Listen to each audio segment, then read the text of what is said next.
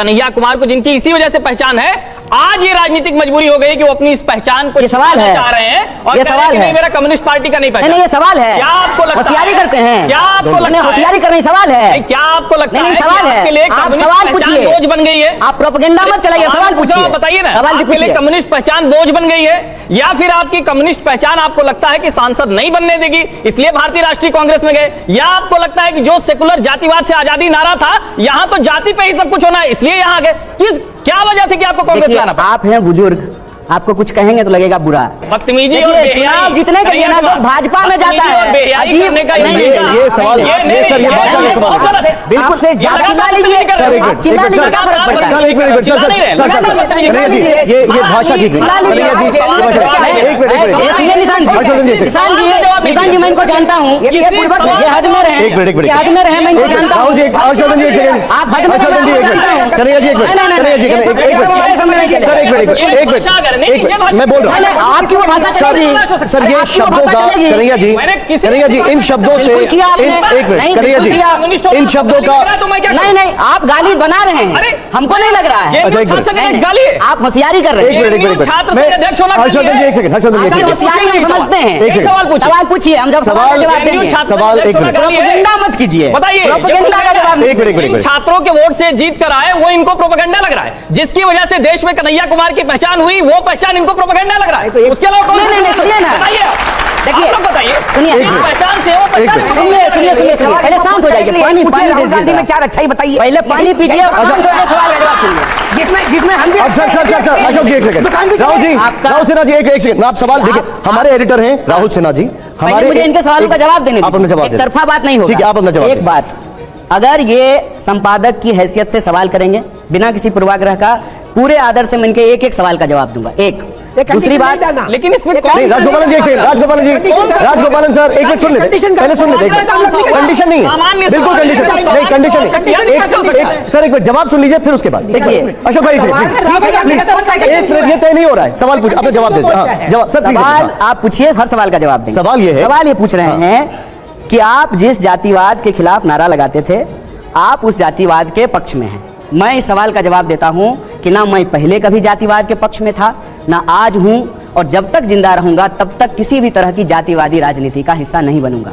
जवाब मिल गया? ठीक है। दूसरा, इन्होंने कहा है कि आप जेएनयू के अध्यक्ष बने, मुझे गर्व है इस बात का कि मैं जेएनयू का विद्यार्थी था। आपने क्यों कहा? हर्षवर्धन जी एक मिनट बोल लीजिए, प्लीज बोले, हर्षवर्धन जी एक मिनट बोल लीजिए। क्यों किया? हर्षवर्धन जी एक मिनट, सवाल पूछा, नहीं, आपने बदतमीजी से बात की, गलत शब्दों का इस्तेमाल किया, तब तो आपको नहीं समझ में आया। जवाब दे दीजिए। मैंने यही सामान्य बात पूछी। हर्षवर्धन जी प्लीज, हर्षवर्धन जी एक मिनट, नहीं सर, अब वो जवाब दे सकता है, पहले सुन लीजिए, गलत तरीके से बात करने। अरे उसके लिए मैंने उनको बोल दिया सर, एक मिनट रुक जाइए, जवाब दीजिए। शर्मा रही थी नहीं, जवाब होने में शर्मा रही, सर पहले जवाब सुन लीजिए। हम जानते हैं आपकी सब बात बुलवा रहे हैं। कन्हैया जी, बहुत लोग कन्हैया जी बताइए, जवाब बताइए। जानते हैं, नहीं कन्हैया जी एक मिनट जवाब बताइए। जवाब दे देते हैं। देखिए, दूसरा, इन्होंने कहा कि आप जेएनयू के अध्यक्ष थे, आपकी पहचान कम्युनिस्ट नेता के रूप में थी और आप सांसद बनने के लिए कांग्रेस में चले गए। इन्होंने ये प्रश्न किया। एक मैंने इसका कहा कि देखिए, प्रश्न आप जवाब करते हैं तो किसी पूर्वाग्रह से प्रश्न मत कीजिए। मैं जेएनयू का अध्यक्ष था और मुझे इस बात का गर्व है कि मैंने जेएनयू में पढ़ाई की, और मैं बार बार कहता हूं कि इस देश में अगर पब्लिक एजुकेशन सिस्टम रहेगा तो फिर से इस देश का कोई भी गरीब बच्चा जो सोच भी नहीं सकता है सपने में वो पीएचडी कर सकता है, उसको भी पढ़ने का मौका मिलेगा। और जेएनयू संस्थान जो है किसी राजनीतिक विचारधारा की, किसी राजनीतिक पार्टी की बपौती नहीं है। हर राजनीतिक विचारधारा के लोग वहां एग्जाम दे करके, एंट्रेंस निकाल करके वहां पढ़ाई कर सकते हैं और देश में अपना योगदान कर सकते हैं। मौजूदा परिस्थिति में भी जो 2 मिनिस्टर हैं वो जेएनयू से पढ़े हुए हैं, वो हमारे वैचारिक विरोधी हैं लेकिन वो भी जेएनयू से पढ़े हैं। जहां तक कम्युनिस्ट पहचान छोड़ करके आप कांग्रेस में सांसद बनने के लिए चले गए हैं, इस सवाल का जवाब में मैंने उनको कहा कि आप पूर्वाग्रह से जो है आग्रह से जो है सवाल पूछ रहे हैं। क्यों? क्योंकि देखिए, चुनाव जीतने के लिए लोग भाजपा में जा रहा है। ज्योतिरादित्य सिंधिया सांसद बनने के लिए भाजपा में चले गए, जतिन प्रसाद भाजपा में चले गए, आरपीएन सिंह भाजपा में चले गए। और जहां तक रही बात विचारधारा की, विचारधारा कोई शर्ट नहीं होता है सर, आज पहन लिए कल उतार दिए। और जिस विचारधारा से हमारा संबंध है ना, आप इतिहास की बात कर रहे थे ना, मैं ऑल इंडिया स्टूडेंट फेडरेशन का मेंबर था, जिसके पहले अध्यक्ष पंडित जवाहरलाल नेहरू थे, जिसके मेंबर अटल बिहारी वाजपेयी भी थे। इतिहास जाके देख लीजिएगा। और आप वरिष्ठ पत्रकार हैं, उस हद में, उस दायरे में आप बात करें। ठीक है, आपने अपना जवाब रखा, ठीक है। मैं सर पर्सनल नहीं हूं सर, एक मिनट जवाब राहुल जी हम लोग एक मिनट हर्षी उन्होंने सवाल का जवाब दे दिया, गलत है ना, ठीक है, मैंने उसके लिए मना कर दिया, मैंने उसका मना कर दिया। नहीं सर प्लीज एक मिनट, हम बहुत डाइवर्ट कर रहे हैं सर, एक मिनट। मुस्लिम लीग पर सवाल था मेरा, राहुल जी हमारे एडिटर हैं, उनका उस पर कुछ करना, ठीक है, आपने जवाब दिया। एक मिनट राहुल जी, मैं उसी जो आपने बाइट सुनवाई थी राहुल गांधी की, उसी पे आ रहा हूँ। वो बाइट तो सुनवाई, लेकिन उससे पहले जो सवाल पूछा गया था वो सबके सामने नहीं आया। उस सवाल को मैं एक बार आपको पढ़ के बता देता हूँ जी। सवाल ये था कि जब आप हिंदू पार्टी बीजेपी का विरोध करते हुए सेकुलरिज्म और डेमोक्रेसी की बात करते हैं, ऐसे में आप केरल में मुस्लिम लीग पार्टी के साथ गठबंधन करते हैं, जहां से आप सांसद भी थे। राहुल गांधी ने मुस्लिम लीग को सेकुलर मान लिया, लेकिन बीजेपी को उन्होंने हिंदू पार्टी माना। आप अभी इंस्टीट्यूशन की बात कर रहे थे, क्या आपकी नजर में अगर मुस्लिम लीग सेकुलर है तो बीजेपी भी सेकुलर पार्टी है? देखिए, मैंने अपने सवाल के जवाब में बिना किसी लाग लपेट के, और यहाँ पे सब लोग बैठे हुए हैं क्योंकि सब कुछ तो ऑन कैमरा है, सब सुन रहे हैं, रिकॉर्ड हो रहा है, मैंने कहा कि इस देश की संस्थाओं का अपना एक नियम कायदा है। जो लोग सांप्रदायिक राजनीति करते हैं वो भी अपने एफिडेविट में लिखते हैं कि जो है हम सेकुलर वैल्यू में बिलीव करते हैं। ये मैंने बोला था कि नहीं बोला था? बोला था ना, तो झूठ तो नहीं बोल रहा हूँ। दूसरा, इस मुस्लिम लीग के साथ लोगों को एक कन्फ्यूजन होता है, अक्सर लोगों को लगता है कि ये वो वाली मुस्लिम लीग है, जबकि वो पार्टी नहीं है। रही बात कौन सेकुलर है कौन सेकुलर नहीं है, ये कोई स्थापित चीज तो होता नहीं है, बदलते रहती है।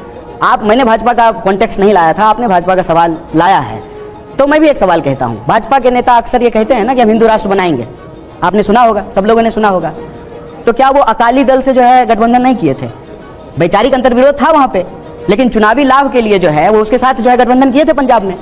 कहने का मतलब ये है कि इस सवाल को जिस तरीके से उछाला जा रहा है उसके पीछे की मानसिकता क्या है?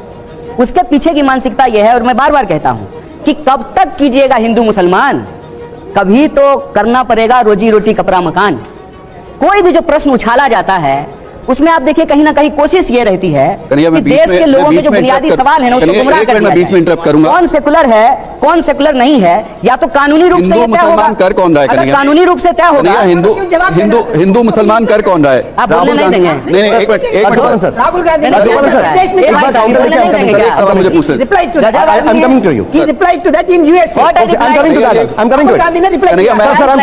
करना है। राजगोपालन सर, मैं आपके पास आ रहा हूं, और आप राहुल गांधी कहा दिया राहुल सिन्हा जी का काउंटर है, आप हिंदू मुसलमान, ठीक है, आप हिंदू मुसलमान कह रहे हैं। राजगोपालन सर प्लीज,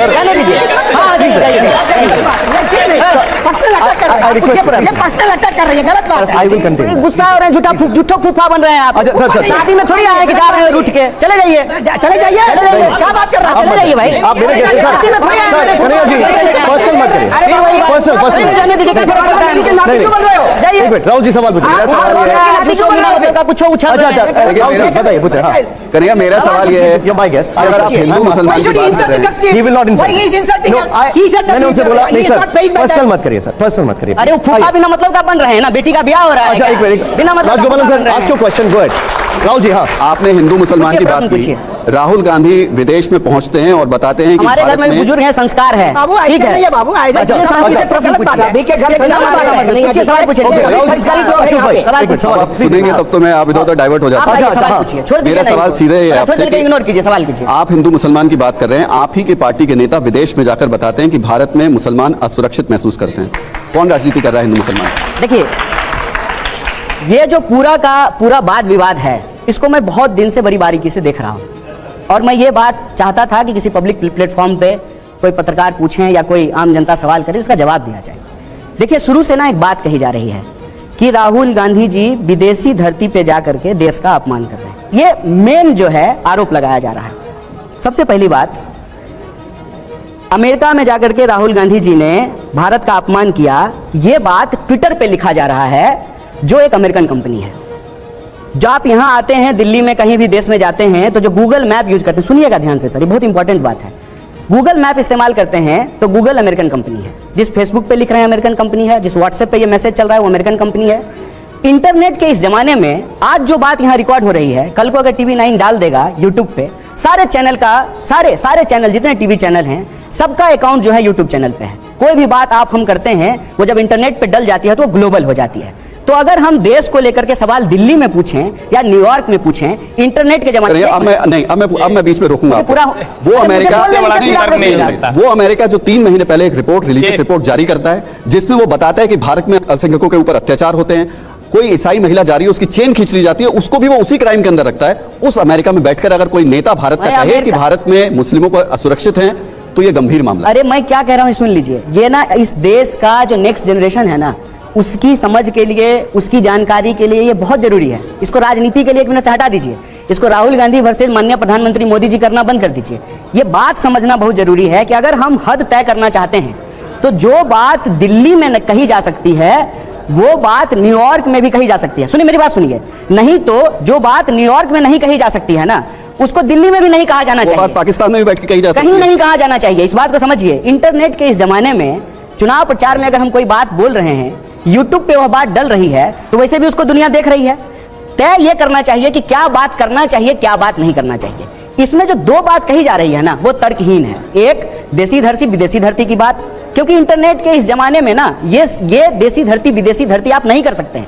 अगर मैं बिहार में भाषण दे रहा हूं और वो भाषण रिकॉर्ड होकर के यूट्यूब पे डल, फिर एक बात बताइए, विदेशी धरती पे जाने की जरूरत क्या है? फिर अगर यही बात है तो फिर विदेशी धरती पर जाने की जरूरत क्या है? तो देसी धरती पे नहीं जा रहे हैं? नहीं, मैं पूछ रहा हूं, दिल्ली यूनिवर्सिटी नहीं गए हैं, मुखर्जी नगर में जो है यूपीएससी के एस्पिरेंट से मिलने नहीं गए हैं, क्या जो है ट्रक ड्राइवर के साथ जो चंडीगढ़ नहीं गए हैं? सर ठीक है, प्रश्न क्या है ये पूछिए। आपका ये तर्क है कि आप मारे हैं उसको, इंटरनेट पे प्रश्न का